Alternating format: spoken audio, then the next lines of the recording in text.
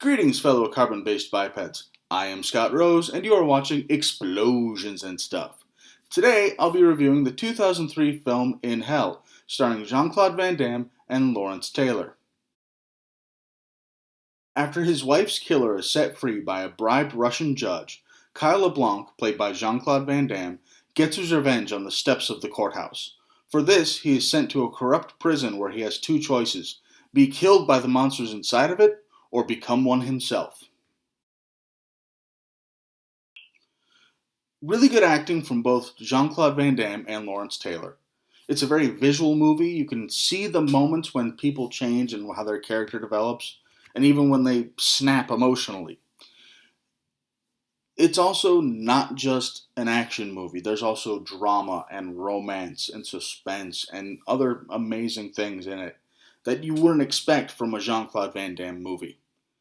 Every time I watch it, I notice something new, whether it's an actor that I hadn't seen, that I didn't know was already in it, or set decorations that I didn't notice during a previous viewing. Also, one little thing I really liked was Lawrence Taylor's character didn't have a name. They just called him 451, and he was a burn victim. And they got the name from the character, or from the title of the Ray Bradbury book, Fahrenheit 451, and he always has books around him and different papers. The cons of this movie: the CG was good for its time, and the budget. This movie was direct to video in 2003. That being said, the CG didn't age well at all. It's clearly dated. The moments it's used, it's clearly fake. And they also used it at what felt like odd places for the sake of artistic purposes. Like one point, Kyle LeBlanc is trying to smuggle a photograph of his wife into the prison with him.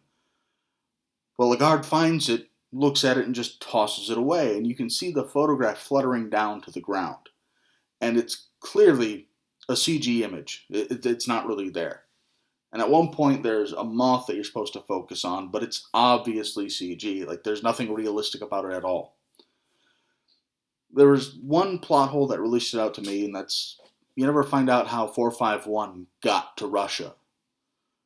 That wouldn't be an issue if they hadn't done a flashback scene showing how he got the burns all over his body, which clearly happened in the southeast United States. He says he's been in that Russian prison for half his life, but they never cover how he got there to begin with. It wouldn't have bothered me if they hadn't done that flashback. Also, I felt there weren't enough fight scenes in the movie. I don't count moments where, one guy punches another guy, and they shove each other, and then the guards break them apart.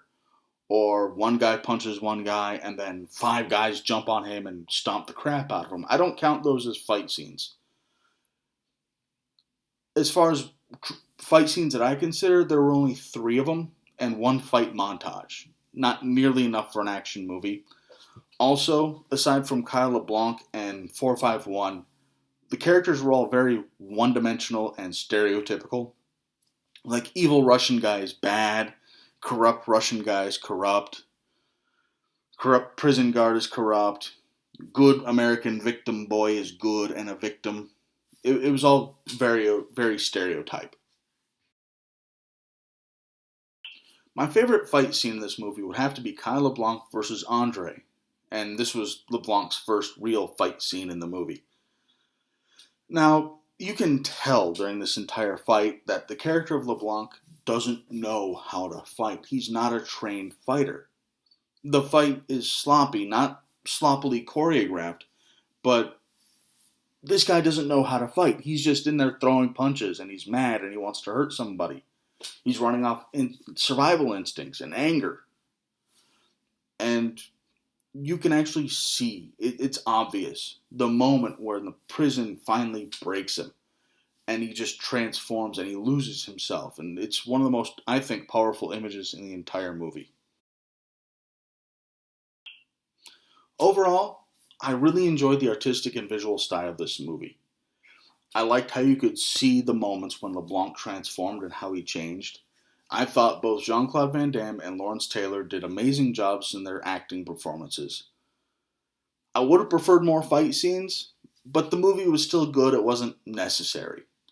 Overall, I gave this movie 1 thumb up. I might get some hate for this, but I think that if you liked The Crow, and if you liked how it's more than just an action movie, you will also like this movie. You will also like In Hell. They are very similar in that sense. The plots and the stories are different, but in the sense that it's more than just an action movie, they're both very similar. So, if you like this video, please feel free to like and subscribe. I won't be mad at all if you do. Won't hurt my feelings a single bit if you decide to subscribe to my channel. And comment below with any movies you'd like me to review in the future. Thank you, and have a nice day.